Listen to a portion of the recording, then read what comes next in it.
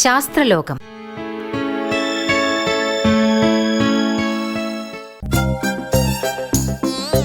ശാസ്ത്രലോകത്തിൽ ഇന്ന് കാലാവസ്ഥാ വ്യതിയാനവും ഊർജ സംരക്ഷണവും energy management centre director doctor R Harikumar സംസാരിക്കുന്നു.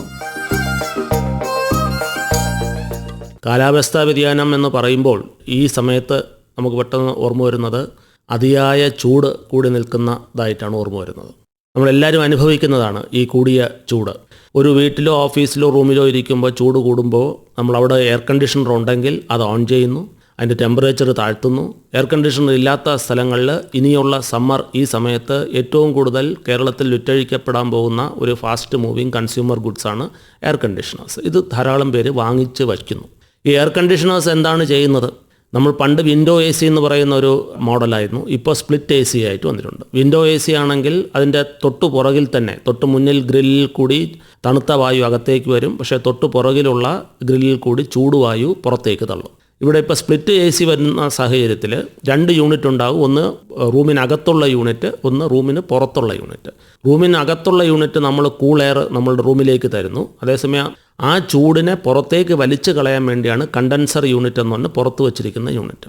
അപ്പോൾ ഇലക്ട്രിസിറ്റി ഉപയോഗിച്ച് ഈ കംപ്രസറെ വർക്ക് ചെയ്യിപ്പിച്ച്, ഇതിൻ്റെ സാങ്കേതിക കാര്യങ്ങളിൽ കൂടി കൂടുതൽ പറയുന്നില്ല, കംപ്രസർ വർക്ക് ചെയ്യിച്ച് അകത്തുള്ള ചൂടിനെ വലിച്ചെടുത്ത് പുറത്ത് കളയുകയാണ് ഈ എയർ കണ്ടീഷണർ ചെയ്യുന്നത്.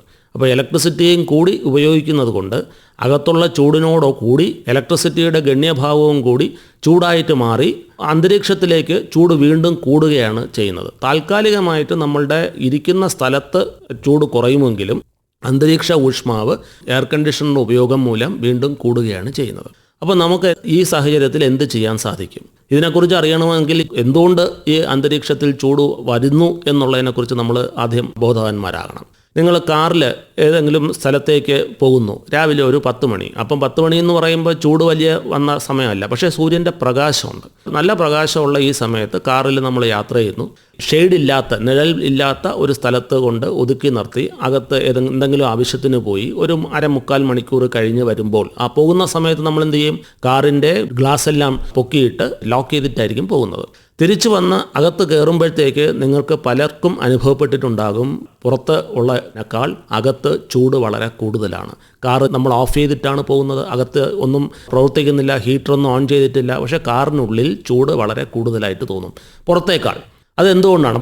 അതിനെക്കുറിച്ചൊന്ന് മനസ്സിലാക്കാൻ പറയുകയാണെങ്കിൽ, സൂര്യരശ്മിയിലുള്ള പ്രകാശം, വിസിബിൾ ലൈറ്റ് എന്ന് പറയുന്ന ആ സ്പെക്ട്രം ഗ്ലാസിൽ കൂടി അകത്തേക്ക് വരികയും ഇത് വിഘടിച്ച് ഇൻഫ്രാറെഡ്, പല സ്പെക്ട്രത്തിലേക്ക് പോകും. ഇൻഫ്രാറെഡ്, ചൂടുമായിട്ട് ബന്ധപ്പെട്ടിരിക്കുന്ന ഈ ഇൻഫ്രാറെഡ് രശ്മികൾ നിർഭാഗ്യവശാൽ ഗ്ലാസ് അതിനെ തടഞ്ഞു നിർത്തും. Glass is opaque for infrared. അപ്പോൾ തടഞ്ഞു നിർത്തും. അപ്പോൾ ഈ ഇൻഫ്രാറെഡ് രശ്മികൾ അല്ലെങ്കിൽ ഇൻഫ്രാറെഡ് സ്പെക്ട്രം അകത്ത് ട്രാപ്പ് ചെയ്യപ്പെടുന്നു.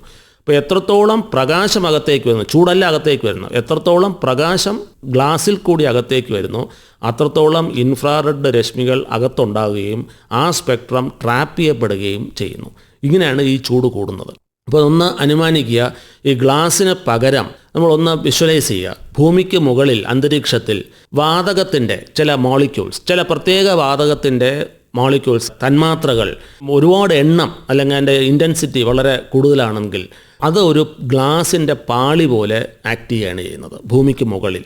അപ്പോൾ ഏറ്റവും അതിനകത്ത് കോൺട്രിബ്യൂട്ട് ചെയ്യുന്ന വാതകം എന്ന് പറയുന്ന കാർബൺ ഡൈ ഓക്സൈഡാണ്. ഇപ്പോൾ കാർബൺ ഡൈ ഓക്സൈഡിൻ്റെ തന്മാത്രകൾ ഭൂമിക്ക് മുകളിൽ ആവരണം ചെയ്ത് അതിൻ്റെ എത്രത്തോളം തന്മാത്ര കൂടുന്നുണ്ടോ അത്രത്തോളം ആവരണത്തിനുള്ള കട്ടി കൂടും. അതിൽ കൂടി സൂര്യൻ്റെ പ്രകാശം അകത്തേക്ക് വരും, ഭൂമിയിലേക്ക് വരും. ഭൂമിയിലേക്ക് വന്നു കഴിഞ്ഞാൽ ഈ പ്രകാശം നേരത്തെ ഞാൻ സൂചിപ്പിച്ചതുപോലെ അത് വിഘടിച്ച് ഇൻഫ്രാറെഡ് സ്പെക്ട്രം ആകുമ്പോൾ ആ ഇൻഫ്രാറെഡിനെ തിരിച്ച് കാർബൺ ഡൈ ഓക്സൈഡിൻ്റെ ആ പാളി തിരിച്ച് ഔട്ടർ അറ്റ്മോസ്ഫിയറിലേക്ക്, ഔട്ടർ സ്പേസിലേക്ക് അത് കടന്നു പോകാനായിട്ട് അനുവദിക്കത്തില്ല. അപ്പോൾ എന്ത് പറ്റും? നേരത്തെ കാറിനകത്ത് ഇൻഫ്രാറെഡ് റേഡിയേഷൻ ട്രാപ്പ് ചെയ്യപ്പെട്ടതുപോലെ ഭൂമിക്ക് ആ ആവരണത്തിനുള്ളിൽ ഇൻഫ്രാറെഡ് റേഡിയേഷൻ ട്രാപ്പ് ചെയ്ത് അത് ഹീറ്റ് കൂടുന്നു. അങ്ങനെയാണ് ഭൂമിക്ക് പനി പിടിക്കുക എന്ന് നമ്മൾ പറയുന്നത്. കാലാവസ്ഥാ വ്യതിയാനവും ഗ്ലോബൽ വാർമിംഗ് എന്ന് പറയുന്ന ആഗോള താപനം എന്ന് പറയുന്നത് ഇതാണ്. അപ്പോൾ കാർബൺ ഡൈ ഓക്സൈഡിൻ്റെ അളവ് കൂടുന്നത് കൊണ്ടാണ് നമുക്ക് ഓരോ കൊല്ലവും ചൂട് കൂടിക്കൂടി വരുന്നത്. ഇനി കാർബൺ ഡൈ ഓക്സൈഡ് എന്ന് പറഞ്ഞാൽ എന്താണ്? കാർബണും ഓക്സിജനും രണ്ടും കൂടെ മിക്സ് ചെയ്യുമ്പോഴാണ് നമുക്ക് കിട്ടുന്ന CO2. 12 കാർബണും 32 ഓക്സിജനും കൂടെ മിക്സ് ചെയ്യുമ്പോൾ കത്തുമ്പോൾ, അല്ലെങ്കിൽ കാർബൺ കത്തുമ്പോൾ അതിന് കാർബൺ ഡൈ ഓക്സൈഡ് മാറുന്നു. 44 കാർബൺ ഡൈ ഓക്സൈഡ് ആയിട്ട് വരുന്നു. ഇനി കാർബൺ എവിടെ നിന്ന് വരുന്നു? കാർബൺ എന്ന് പറയുന്നത് ഫോസിൽ ഇന്ധനത്തിനകത്തുള്ള ഏറ്റവും കൂടിയ ആറ്റമാണ് കാർബൺ എന്ന് പറയുന്നത്. നമ്മളെ ഡീസൽ, പെട്രോൾ, കൽക്കരി തുടങ്ങിയതിൻ്റെ ഏറ്റവും കൂടുതലുള്ള കത്തുന്ന സാധനമാണ് കാർബൺ. ഈ കാർബൺ അന്തരീക്ഷത്തിലുള്ള വായു ഫ്രീ ആയിട്ട് കിട്ടും. വായുവിൽ കൂടി നമ്മൾ കത്തുമ്പോൾ കാർബൺ ഡൈ ഓക്സൈഡ് ഉണ്ടാകുന്നു.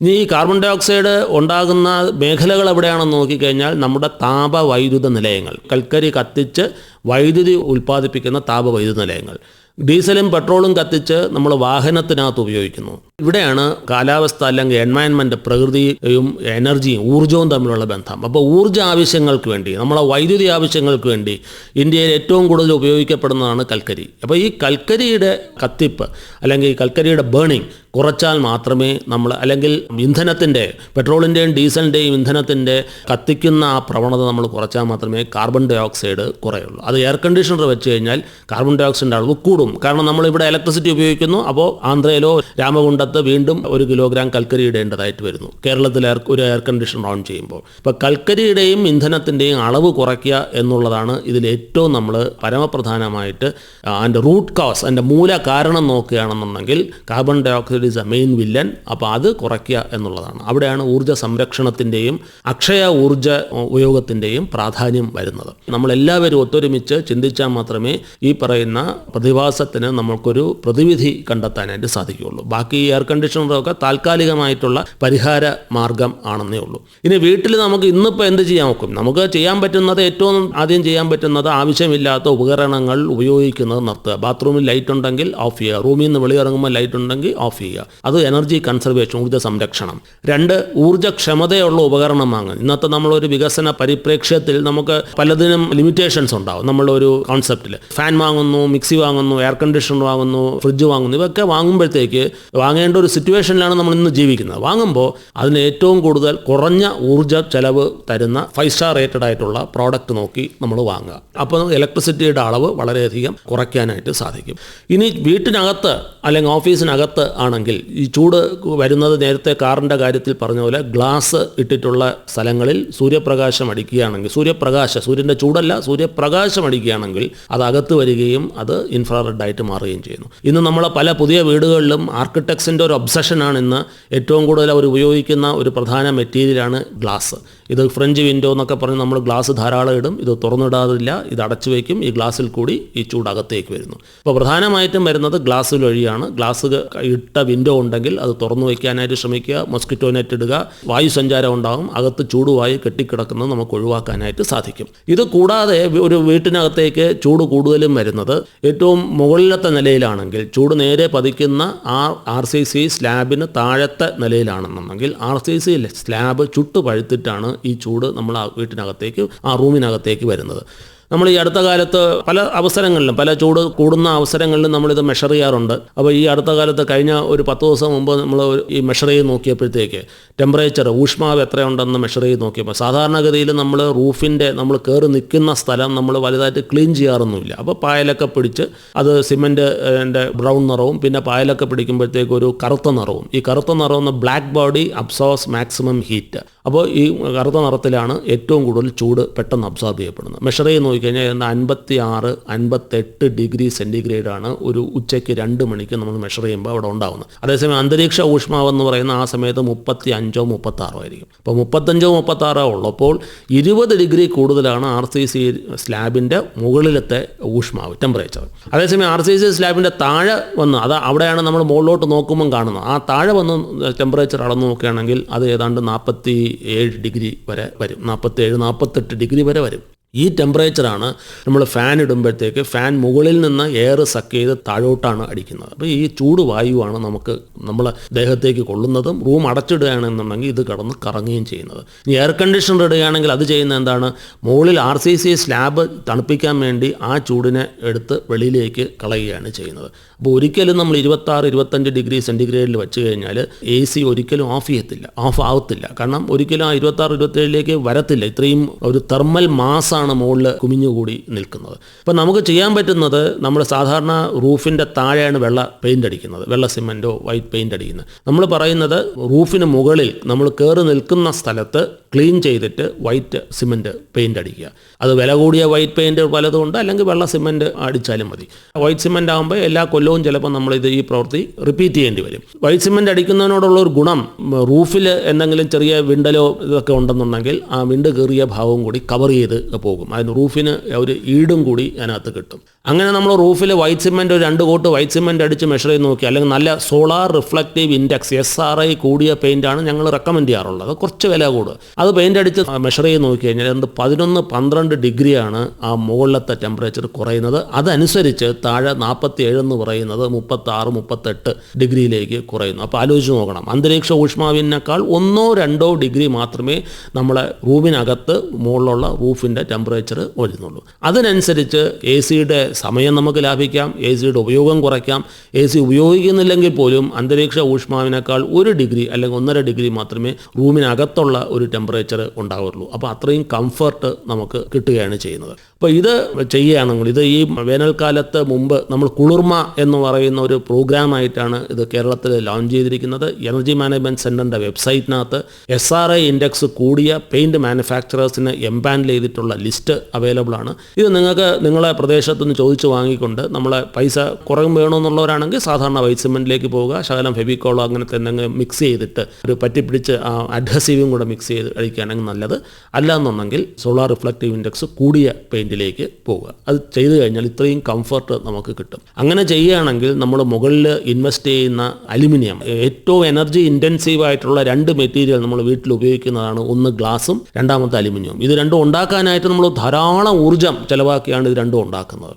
ഈ അലുമിനിയം റൂഫ് ചോർച്ച അകറ്റാനായിട്ട് വേറെ നിവർത്തിയില്ലെങ്കിൽ അലുമിനിയം റൂഫ് ഇടുക. അല്ല, ഈ ചൂട് കുറയ്ക്കാനായിട്ട് നിങ്ങൾക്ക് റൂഫ് ഇടേണ്ട ഒരു കാര്യവും വരുന്നില്ല, ഈ പെയിൻറ്റ് അടിച്ചാൽ മതിയാവും. ഇത് ചെറിയൊരു ഡിസഡ്വാൻറ്റേജ് ഇതിനകത്തുണ്ട്. ഒരു പ്രശ്നം ഉള്ളത്, ഈ നമ്മൾ മുകളിൽ തുണി വിരിക്കാനോ എന്തെങ്കിലും ഉണക്കാനോ ഒക്കെ ആയിട്ട് മുകളിൽ കയറി പോകുന്ന പക്ഷം, വൈറ്റ് സിമെൻറ്റ് അടിച്ചതിന് ശേഷം അല്ലെങ്കിൽ വെള്ള പെയിൻറ്റ് അടിച്ചതിന് ശേഷം മുകളിൽ കയറി പോകുന്ന പക്ഷം നമുക്ക് തറയിൽ നോക്കാനായിട്ട് പറ്റത്തില്ല. അത്രത്തോളം നല്ല റിഫ്ലക്ഷൻ ആയിരിക്കും വരുന്നത്. കാരണം ഒട്ടും ആഗിരണം ചെയ്യാനായിട്ട് സമ്മതിക്കാത്ത റിഫ്ലക്ഷനാണ് വരുന്നത്. ഒരു കൂളിംഗ് ഗ്ലാസും കൂടെ വെച്ചുകൊണ്ട് പോകേണ്ടതായിട്ടുള്ളൊരു സിറ്റുവേഷൻ വരും. ഇത് ഞാൻ പറയുന്നതിനകത്ത് ഇത് നിങ്ങൾക്ക് എക്സ്പീരിയൻസ് ചെയ്തിട്ട്, ഞാൻ പറയുന്നത് ശ്രോതാക്കൾ നിങ്ങൾക്ക് ഡയറക്റ്റായിട്ട് എക്സ്പീരിയൻസ് ചെയ്തിട്ട് നിങ്ങൾ വീട്ടിൽ ചെയ്താൽ മതി. എങ്ങനെ എക്സ്പീരിയൻസ് ചെയ്യാൻ പറ്റും? നിങ്ങൾ സീബ്ര ക്രോസിങ്ങിൽ നമ്മൾ റോഡ് ക്രോസ് ചെയ്യുമ്പോഴത്തേക്ക് ഇടയ്ക്കിടയ്ക്ക് വെള്ള പെയിൻ്റ് അടിച്ചിരിക്കും. അവിടെ ചെന്ന് ആ നട്ടുച്ചയ്ക്ക് ഒരു 2 മണിക്ക് അവിടെ ചെന്നിട്ട് ചെരുപ്പ് ഊരിയിട്ട് ആ കറുത്ത സ്ഥലത്ത് ടാറിൻ്റെ മുകളിൽ തൊടാൻ നോക്കുക, വളരെ ബുദ്ധിമുട്ടായിരിക്കും. അതേസമയം വെള്ള ഇതിനകത്തേക്ക് ഇന്ന് ചവിട്ടി നോക്കുക, സുഖമായിട്ട് ചവിട്ടി നിൽക്കാനായിട്ട് സാധിക്കും. ഈ 2 മണിക്ക് ടാറിട്ട റോഡിലാണ് കാര്യമാണ് പറയുന്നത്. അതുകൊണ്ടാണ് ഈ ക്രിക്കറ്റ് കളിക്കാർ നമ്മൾ നോർമൽ മാച്ചിൽ എല്ലാവരും വൈറ്റ് ആൻഡ് വൈറ്റ് ഇടുന്നത്. അപ്പോൾ ഇത് ചെയ്തു കഴിഞ്ഞാൽ നിങ്ങൾ നല്ലൊരു പരിധി വരെ നമുക്ക് ടെമ്പറേച്ചർ കുറയ്ക്കാനായിട്ട് സാധിക്കും. ഇത് കൂടാതെ ഇതിനോടൊപ്പം നമുക്ക് ചെയ്യാവുന്ന കാര്യമാണ്, നമ്മളെ വീട്ടിലെ ഉപകരണങ്ങളിലേക്ക് ഉപയോഗിക്കുന്ന ഇന്ധനം നമ്മൾ നേരത്തെ പറഞ്ഞ കൽക്കരിയിൽ നിന്ന് മാറ്റി സ്വയം പര്യാപ്തതയിലേക്ക് വരത്തക്ക രീതിയിൽ സൂര്യപ്രകാശം എടുത്ത് അബ്സോർബ് ചെയ്ത് ഇലക്ട്രിസിറ്റിയാക്കി മാറ്റുന്ന സൗരോർജ്ജ പാനൽ നമുക്ക് വീട്ടിന് മുകളിൽ വയ്ക്കാൻ സാധിക്കുകയാണെങ്കിൽ, നമുക്ക് ഇന്ന് കേന്ദ്ര ഗവൺമെൻറ്റിൻ്റെ 40% സബ്സിഡി റെസിഡൻഷ്യൽ കൺസ്യൂമേഴ്സിനുണ്ട്. കമേഴ്ഷ്യൽ കൺസ്യൂമേഴ്സിനും ഇൻഡസ്ട്രിയൽ കൺസ്യൂമേഴ്സിനും സബ്സിഡി ഇല്ലാതെ തന്നെ ഇത് വളരെയധികം ലാഭകരമാണ്. അങ്ങനെ ചെയ്യുകയാണെന്നുണ്ടെങ്കിൽ ആ സൂര്യപ്രകാശത്തെ നമുക്ക് വൈദ്യുതിയാക്കി മാറ്റി വീട്ടിനകത്ത് നമ്മൾ ഇന്ന് ഉപയോഗിക്കുന്ന LPG ഇന്ധനം, അതും ചൂട് കൂടുന്നതിന് കാരണമാകുന്ന ഒരു ഫോസിൽ ഫ്യൂവലാണ്. ആ ഫ്യൂവലും നമുക്ക് കുറയ്ക്കാനായിട്ട് നമുക്ക് സാധിക്കും. എങ്ങനെ? ഇലക്ട്രിക് ഇൻഡക്ഷൻ കുക്കറോ ഇലക്ട്രിക് പ്രഷർ കുക്കറിലേക്കോ നമുക്ക് മാറാനായിട്ട് സാധിക്കും. അപ്പോൾ ഇലക്ട്രിക് കുക്കിങ്ങും ഇലക്ട്രിക് വെഹിക്കിളും ഇത് രണ്ടും പ്രോത്സാഹിപ്പിക്കുന്ന വേറൊരു പ്രോഗ്രാം EMC ലോഞ്ച് ചെയ്തിട്ടുണ്ട്. അതിൻ്റെ പേരാണ് ഗോ ഇലക്ട്രിക് ക്യാമ്പയിൻ. നമ്മൾ ഉപയോഗിക്കുന്ന ഫോസിൽ ഇന്ധനങ്ങൾ മാറ്റി മാറ്റിക്കൊണ്ട് ഇലക്ട്രിസിറ്റിയിലേക്ക് മാറുക. നമ്മളിന്ന് കാണുന്ന പ്രകൃതിക്ഷോഭത്തിൻ്റെ, അത് ചുഴലിക്കാറ്റായിക്കോട്ടെ, പ്രളയമായിക്കോട്ടെ, ഹീറ്റ് വേവ് ആയിക്കോട്ടെ, ഇതിനെല്ലാത്തിനും കാരണമെന്ന് പറയുന്നത് ഈ ആഗോളതാപനവും കാലാവസ്ഥ വ്യതിയാനവുമാണ്. ഇതിനുള്ള പരിഹാര മാർഗം എന്ന് പറയുന്നത് ഊർജ്ജ സംരക്ഷണവും അക്ഷയ ഊർജ്ജ രൂപത്തിലേക്കുള്ള പോക്കും. പിന്നെ ഏറ്റവും നമ്മൾ ചെയ്യേണ്ട ഒരു കാര്യം, കുട്ടികൾക്കും കൂടി പറഞ്ഞ് മനസ്സിലാക്കേണ്ടത്, റീയൂസ് റീസൈക്കിളിനോടൊപ്പം നമ്മൾ റെസ്പെക്ട് അവർ റിസോഴ്സസ്, നമ്മളെ റിസോഴ്സസിനെ, നമ്മൾ പ്രകൃതിദത്തമായി കിട്ടുന്ന ഈ മൂല്യങ്ങളെ നമ്മൾ വളരെ റെസ്പെക്റ്റോടുകൂടി, ഭവ്യതയോടുകൂടി കണ്ടുകൊണ്ട് വളരെ മിതമായ രീതിയിൽ ഇത് ഉപയോഗിച്ച് ശീലിക്കുന്ന ഒരു സമൂഹമായിട്ട് മാറണം എന്ന അഭ്യർത്ഥനയോടുകൂടി നിർത്തുന്നു. കാലാവസ്ഥാ വ്യതിയാനവും ഊർജ്ജ സംരക്ഷണവും energy management centre director doctor R Harikumar സംസാരിക്കുകയായിരുന്നു ഇതുവരെ.